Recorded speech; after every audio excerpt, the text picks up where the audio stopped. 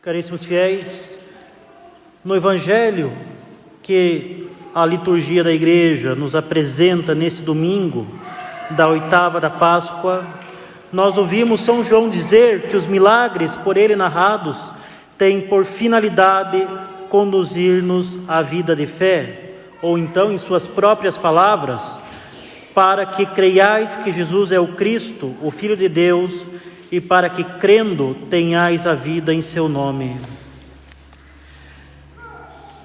Assim, meus caros, a fé, conforme ensina São Paulo na Epístola aos Hebreus, é uma certeza a respeito daquilo que não se vê. A fé é a adesão da nossa inteligência às verdades que Deus mesmo nos revela, as verdades acerca da sua natureza, as verdades acerca das pessoas divinas, do seu plano de salvação.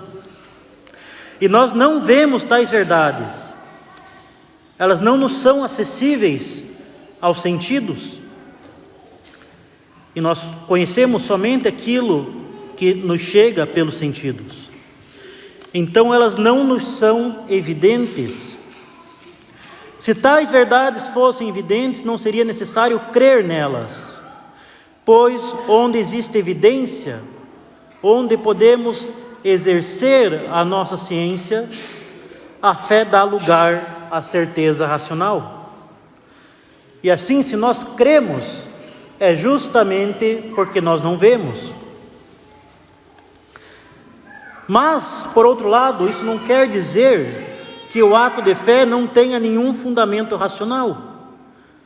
Afinal de contas, o ato de fé não é absurdo, não é irracional.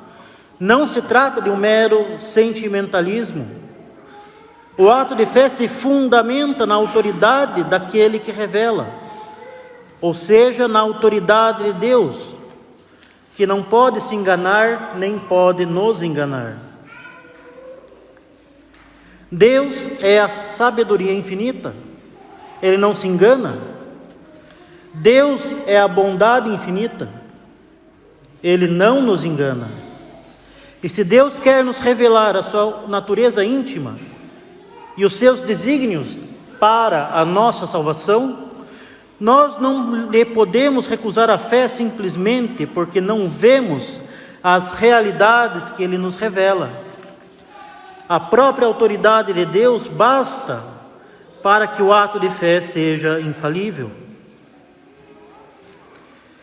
No entanto, caríssimos, Deus é um só, mas as religiões são muitas, são muitos aqueles que dizem falar de Deus e em nome de Deus, donde é preciso distinguir a verdade revelada das falsidades abundantes dos homens e das ilusões do demônio. E por isso, se nós não podemos ver as verdades reveladas, porque elas são por natureza invisíveis aos nossos olhos, nós podemos, por outro lado, ver os motivos de credibilidade. Afinal, Deus reveste as verdades reveladas de motivos de credibilidade que são a assinatura de Deus, são, por assim dizer, o dedo de Deus que garante a natureza, a origem divina da pregação. Nos evangelhos nós vemos a obstinação dos fariseus em negar os milagres de Nosso Senhor, acusando-o de curar em nome do demônio. E eles agiam com tal malícia porque, se reconhecessem a origem divina dos milagres, eles seriam obrigados a confessar que Nosso Senhor era o verdadeiro Messias. E assim os milagres, assim como as profecias, a própria duração da igreja até os nossos dias, apesar de tantas perseguições e crises, a excelência da doutrina e a beleza da moral, a santidade heróica de muitos membros da igreja, são todos esses motivos de credibilidade.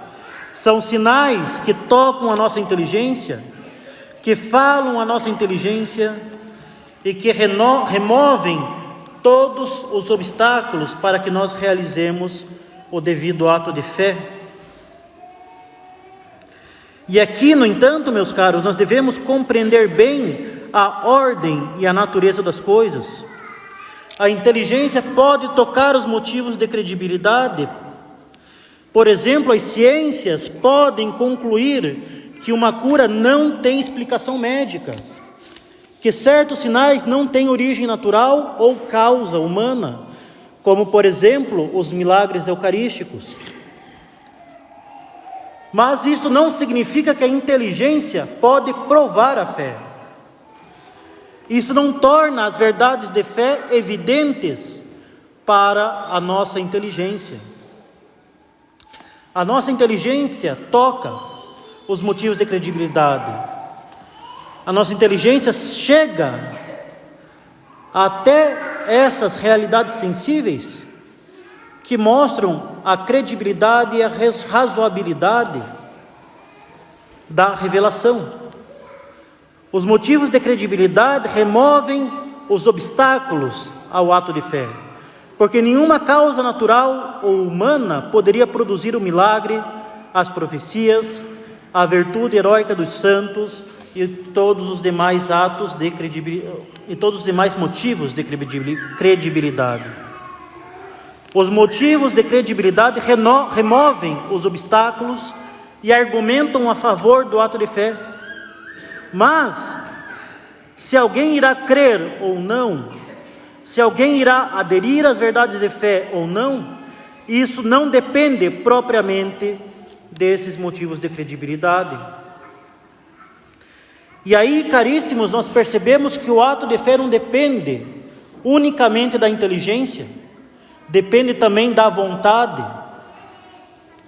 Os milagres, as profecias e todos os motivos de credibilidade removem os obstáculos e dão motivos para o ato de fé, mas não causam automaticamente por si próprios o ato de fé.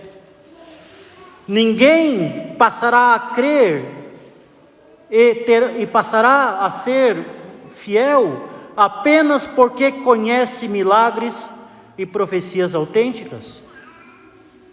Os fariseus são o exemplo mais evidente disso, porque eles viram os milagres de nosso Senhor e não creram. O ato de fé não depende apenas da razão, porque a razão continua não vendo as verdades de fé, mesmo que os motivos de credibilidade demonstrem que é razoável crer. É preciso, portanto, que a vontade intervenha, que a pessoa dê a sua adesão por um ato da sua própria vontade, aquilo que não é absurdo, mas que ao mesmo tempo a razão não vê. E este é o ato de fé, um ato ao qual concorrem tanto a inteligência quanto a vontade. Mas além da nossa inteligência e da nossa vontade, há ainda um elemento fundamental, que é inclusive, meus caros, o mais importante de todos, que é a graça. Não basta querer crer, não basta aderir de bom grado às verdades que Deus revela, porque como se trata de verdades sobrenaturais, a inteligência não pode aderir, não pode crer em verdades divinas sem o auxílio da graça. Por esta razão, o sacramento do batismo nos dá a virtude da fé, isto é, uma capacidade de crer. No batismo, Deus capacitou a nossa alma, tornando-a apta a exercer a fé, tornando-a apta a aderir às verdades sobrenaturais. Mesmo que uma pessoa julgue razoáveis as verdades de fé e que tenha a intenção de professá-las, se não houver o auxílio da graça, não existe fé sobrenatural e meritória. Ou seja, este ato sem a graça é um ato puramente humano e ineficaz.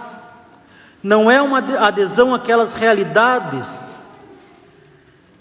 sobrenaturais por meio do ato de fé. Com efeito, a fé nos faz aderir à realidade das coisas que nós não vemos. Quando um católico exerce a virtude da fé, a sua inteligência toca aquelas realidades invisíveis, porque ela se une a Deus pela fé. O que distingue o estado presente desta vida do estado dos eleitos no céu é que nós cremos no que eles já veem, e eles veem o que nós ainda cremos. De todo modo, meus caros, a fé já é uma união e uma adesão às realidades divinas, mas uma união menos perfeita, a partir da qual é possível entrar numa união mais perfeita pelo exercício da caridade. E por fim, pela visão da glória no céu, haverá justamente o exercício perfeito da caridade. Como ensina muito bem o Concílio de Trento, a fé é o princípio da salvação humana.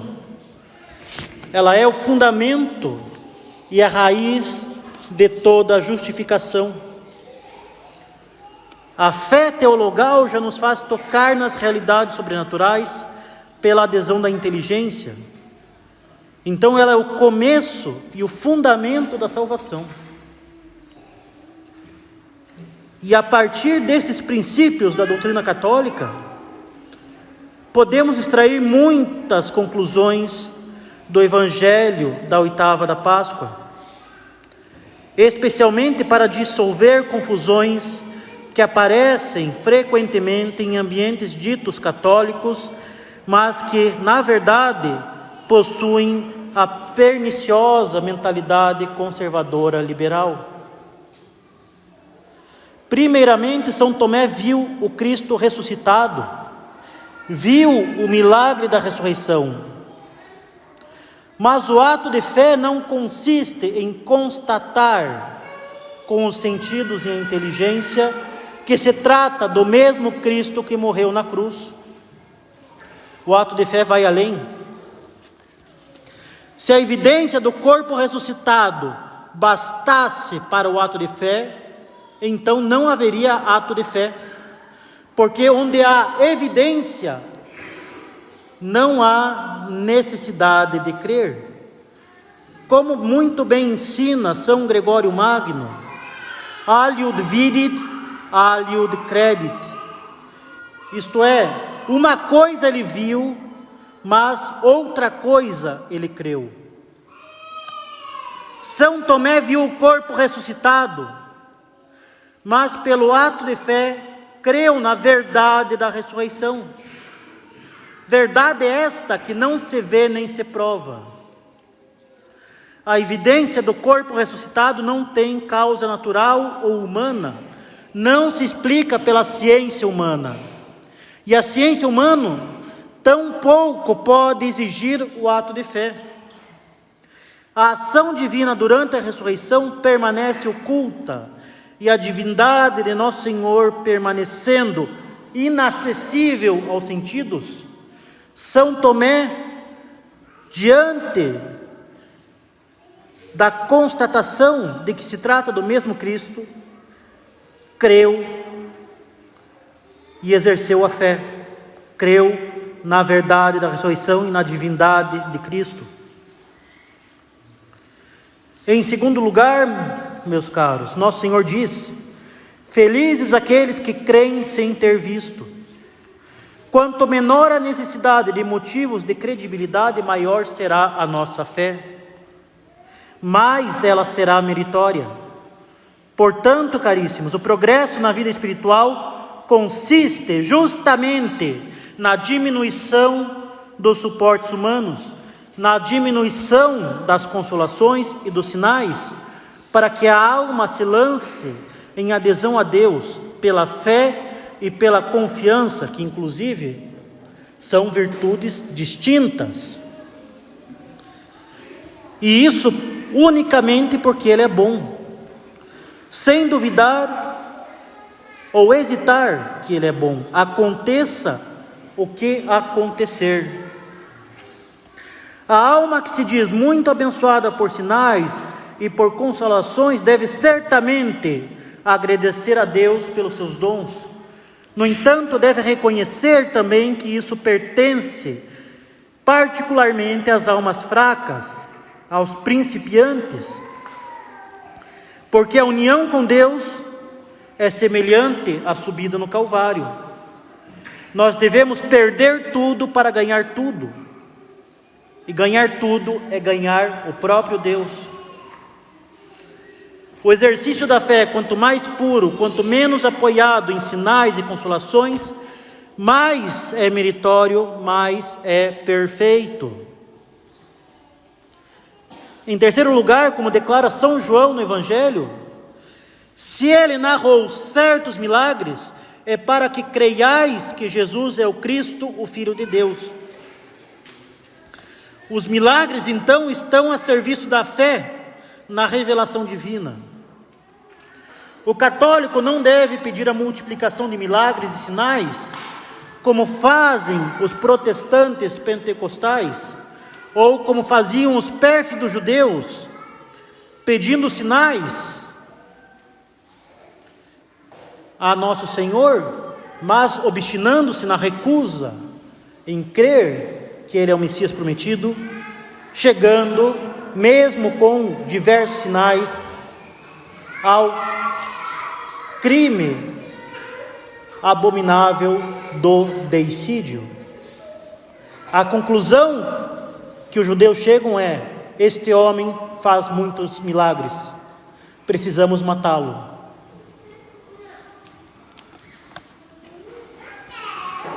Então não devemos pedir a multiplicações de milagres e sinais, porque a união com Deus não se dá pelos milagres, que são realidades exteriores.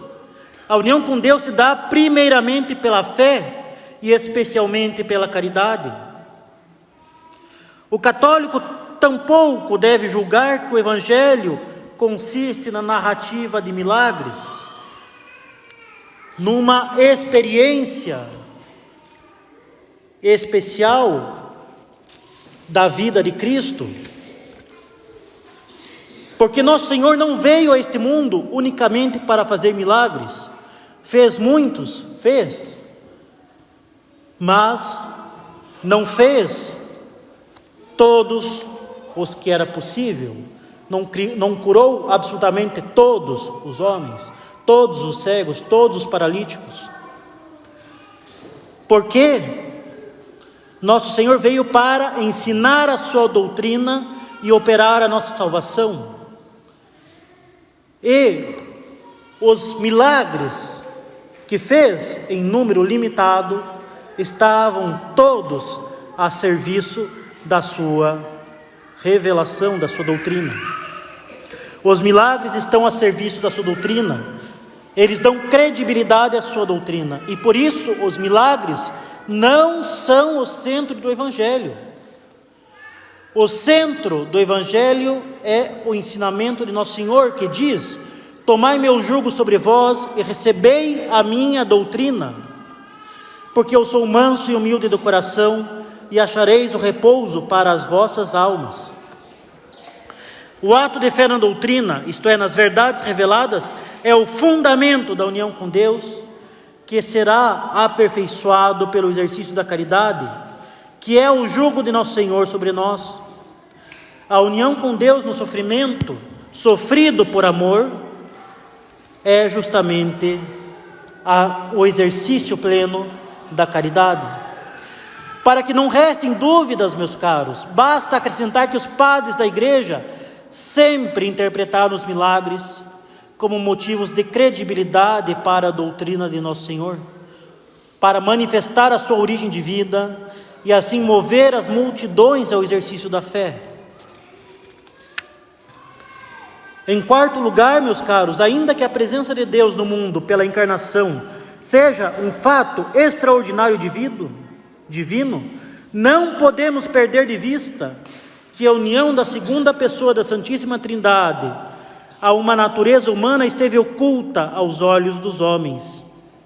Aos olhos dos homens, o mesmo, e mesmo aos olhos do demônio, tratava-se de um homem comum. E mesmo que tenha realizado diversos milagres, se o milagre conduzisse necessariamente ao ato de fé, não conseguiríamos explicar a incredulidade dos fariseus. A fé é a adesão da inteligência às verdades sobrenaturais, não a constatação racional dos motivos de credibilidade. A fé tem por objeto a verdade sobrenatural, a doutrina, não o fato histórico pura e simplesmente, mas a verdade conexa àquele evento divino ou miraculoso. Nós não podemos confundir os motivos de credibilidade com as verdades sobrenaturais, como fazem tantos. Aliás, não podemos confundir tampouco a virtude teologal da fé com a confiança. A confiança, segundo São Tomás, na sua Suma de Teologia, consiste na esperança que possui alguém em receber auxílios de outro, seja porque o outro prometeu, seja por causa da sua conduta, que nos move a ter confiança. Ou seja, a fé é uma das causas da confiança, como lemos no Evangelho, na cura da hemorroísa. Nosso Senhor lhe diz: tem confiança, minha filha, a tua fé te salvou. Tem confiança, pois a tua fé te salvou. A confiança também pode ser causada por um fato, por exemplo, a confiança de ser curado da parte daquele que viu os milagres. Mas ainda assim, o ato de confiança que se ordena à pessoa de Nosso Senhor não exclui a sua fé nem a sua doutrina. Pelo contrário, quem confia na bondade de Nosso Senhor também irá crer em suas palavras. São os protestantes, é a heresia protestante que reduz a fé a um mero ato de confiança, a uma espécie de sentimento de entrega a Nosso Senhor. E isso justamente porque o protestantismo é uma heresia anti-intelectual. O protestantismo tem um efeito verdadeiramente emburrecedor naquele que adere a essa heresia. E um efeito emburrecedor exponencial, ao ponto de chegar hoje em dia a um mero discurso motivacional vazio, com uma pobre linguagem bíblica, em uma garagem qualquer recheada de cadeiras de plástico.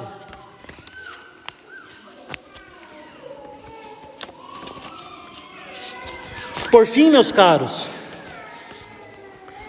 desse evangelho nós devemos extrair uma última conclusão. Seu ato de fé depende do auxílio da graça, do auxílio de Deus, sustentando o intelecto a consentir nas verdades reveladas. Então a conversão dos incrédulos não é um trabalho somente de apologética. Isto é, não se trata unicamente de um trabalho de defesa da doutrina católica,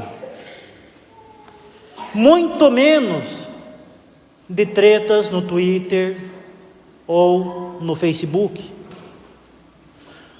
nem de utilização de ofensas, ridicularizações, de maledicências, calúnias, com o pretexto de um zelo, mas no fim das contas um zelo amargo, como dizem os mestres da vida espiritual, que só faz com que cresça a aversão à prática da fé. A conversão dos incrédulos é principalmente e antes de tudo um trabalho de vida interior. Como naquele episódio dos Atos dos Apóstolos, em que o discurso de São Paulo dispersou os gregos e não converteu mais do que um punhado de ouvintes, nossas palavras não convertem por si mesmas, se os ouvintes padecem de uma grande dureza de coração. Quem quer trabalhar na conversão dos incrédulos deve, antes de tudo, trabalhar em si mesmo a vida interior, pois as palavras que não forem acompanhadas da ação da graça que não tiverem uma certa unção, de uma certa presença do Espírito Santo, serão palavras vãs,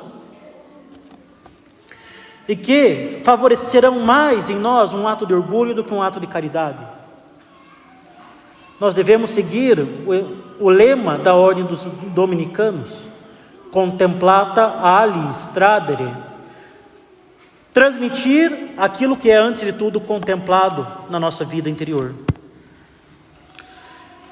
Então, caríssimos, tenhamos fé na doutrina de Nosso Senhor e vivamos ardentemente a caridade, rezando pelos incrédulos, dando-lhes bons exemplos de vida católica e falando-lhes da nossa santa religião, com a firme esperança de que Nosso Senhor ressuscitado também lhes manifestará a sua graça e misericórdia, como manifestou a São Tomé naquela aparição no cenáculo. Louvado seja o nosso Senhor Jesus Cristo. Em nome do Pai, do Filho e do Espírito Santo. Amém.